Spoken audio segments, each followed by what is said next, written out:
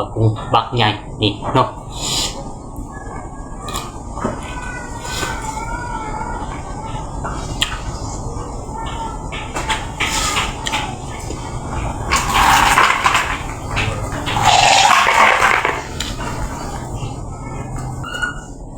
มาทักทายสบายดีสุขุสุคนเช่นเก่าเช่นเคยคือเดิมนี่พี่น้องเนาะ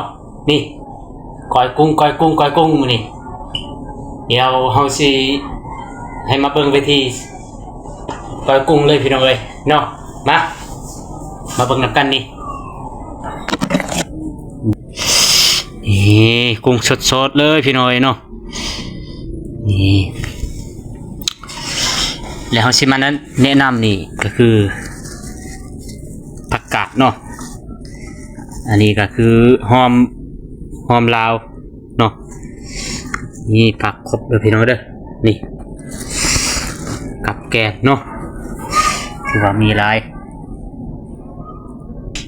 เดี๋ยวมาผสมเลยพี่น้อยนี่ก็คือเกลือเนาะใส่แล้วเรียบร้อยไม่ใช่ลายเนาะเพราะว่ามันเผ็ดเนาะเพราะว่าคอยบ่มักเผ็ดหลายพี่น้อยนี่กำลังกอยนี่ก็คือผักที่วางซอยแล้วเรียบร้อยเนาะใส่พวกนัวใส่ลายแซบลายเปิดว่าเนาะ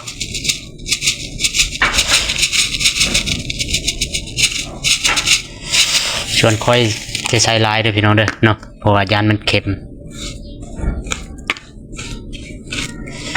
วิธีง่ายๆพี่น้องเนาะ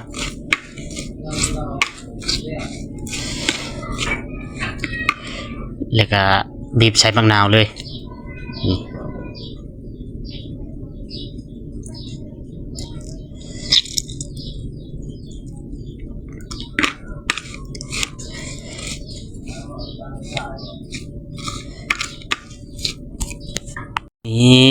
หลังจากนั้นก็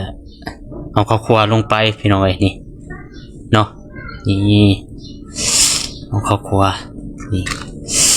หน้าตาก็จะเป็นแบบนี้เลยพี่น้องเนาะหลังจากที่เอาข้าวคั่วใส่ก็น่ากินโลดเนาะนี่สำหรับหน้าตาของมันเนาะสำหรับผักกับแก้มนี่ถือว่าสุดยอดพี่น้องเนาะถือว่ามีลายเลยและนี่ก็คือหน้าตาเนาะที่ว่าเราก้อยแล้วเรียบร้อยพี่น้องนี่แซ่บ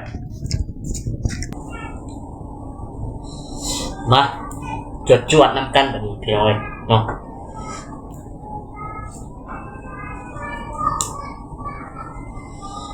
นี่กับข้าวเหนียวสดเลยเนาะมา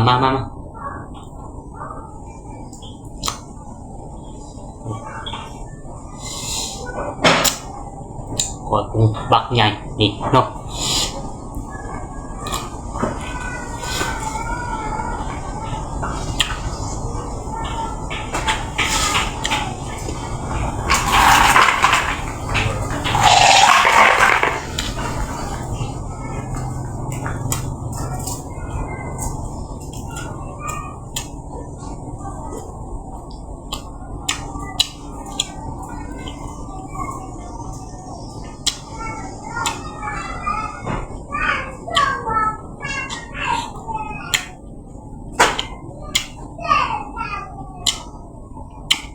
สุดยอดเลย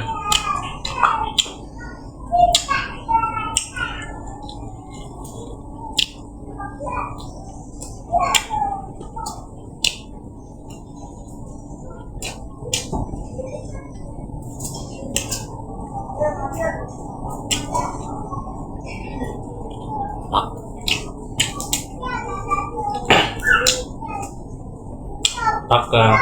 ปลูกเองเลยพี่น้องเด้อเนาะไม่ได้ซื้อหรอก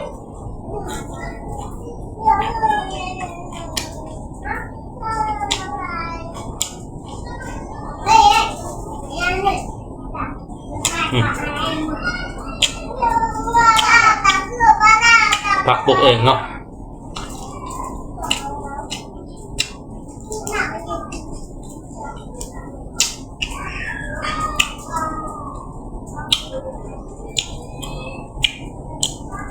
บัวเลือดกระดาษจะคือบัวลืมกระดาษ